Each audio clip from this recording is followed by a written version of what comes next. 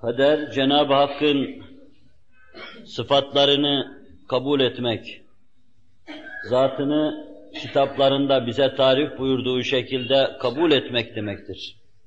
Kader sadece ilmi ilahinin bir ünvanı olup, hakkımızda yapılan planlardan, takdirlerden ve tayinlerden ibaret saymak doğru olmaz. Saha olarak kader, Cenab-ı Hakk'ın ilmiyle tayin ve takdiri demek ise de, fakat aynı zamanda Cenab-ı Hakk'ın kudretini, aynı zamanda meşiyet ve iradesini, aynı zamanda sem'ini ve basarını içine aldığından dolayı, kaderi tekzip etmek, kabul etmemek demek, Cenab-ı Hak ifade eden, yani Zat-ı Ecelle Alâ'nın muhat bulunduğu kendi sıfatlarını inkar etmek demektir. Onun için pek çok ehli tahkik kaderi, Cenab-ı Hakk'ın zat-ı uluhiyetini müteala içinde ele almışlardır. Kader için hususi bir bahis açmaya lüzum yoktur. Zat-ı uluhiyetin müteala edildiği yerde kader de edilmelidir şeklinde meseleyi ele almışlardır. Bu bir yönüyle kaderi iman erkanı arasında kabul etmemeyi işmam ettiğinden biz öyle demiyoruz.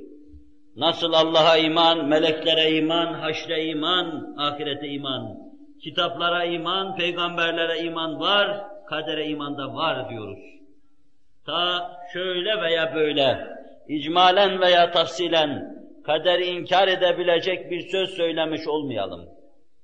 Ama meselenin aslına gelince İmam Ahmed Hanbel kader kudretten demektir diyor. Binaenaleyh kaderi inkar eden bir insan aynı zamanda pek çok şey inkar eder. Allah'ın insanlar hakkında böyle bir takdir yapmadığını, yapmayacağını söyleyen bir insan yapamayacağını ifade etmiş olur. Allah eşyanın önünde ve sonunda ne olup biteceğini bilmiyor manasını ifade eder. Bu muhteşem kainat sarayını kurarken Allah Celle Celaluhu plansız, hikmetsiz, maslahatsız işe mübaşeret etmiş. Onların ifadesi içinde mübaşeret etmiş sayılır. Binaenaleyh kaderi inkar eden bir insan bir teviye bütün sıfat-ı ilahi inkar eder. Zat-ı akdese ait pek çok manaların altını üstüne getirir. Üluhiyet akidesi mevzuunda inanmamız lazım gelen şeyleri ters yüz eder. Kader çok ciddi bir mevzudur.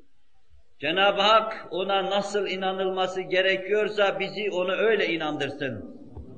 Biz ehli sünnet ve cemaatin prensipleriyle ne itizalin rasyonalizmasına düşeriz inşallah, ne cebrinin cebri determinizması içinde meseleyi ele alırız. Bilemediğimiz, bilemeyeceğimiz keyfiyette kesple ciddi alakası olan insan iradesi ve Kur'an-ı Kerim'in talim ve tarifi içinde kavramaya çalıştığımız Cenab-ı Hakk'ın yaratması, Cenab-ı Hakk'ın hakimiyeti, Cenab-ı Hakk'ın tasarrufu. Bu iki meselenin haddizatında telif ve tevfiki nasıldır? Bunu anlasak da anlamasak da bu böyledir. Biz mükellefiz. İyiliklerimizle inşallah Cenab-ı Hak bizi cennete koyacak. Kötülükleriyle bir kısım kimseleri cehenneme koyacak.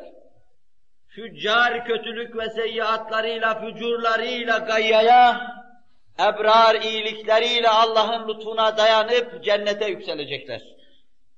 Ama burada insan ne yapar?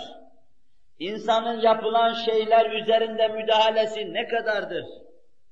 Bu işi Allah yaratıyorken insanın sebebiyet vermesi hususuna ne kadar itibar edilir?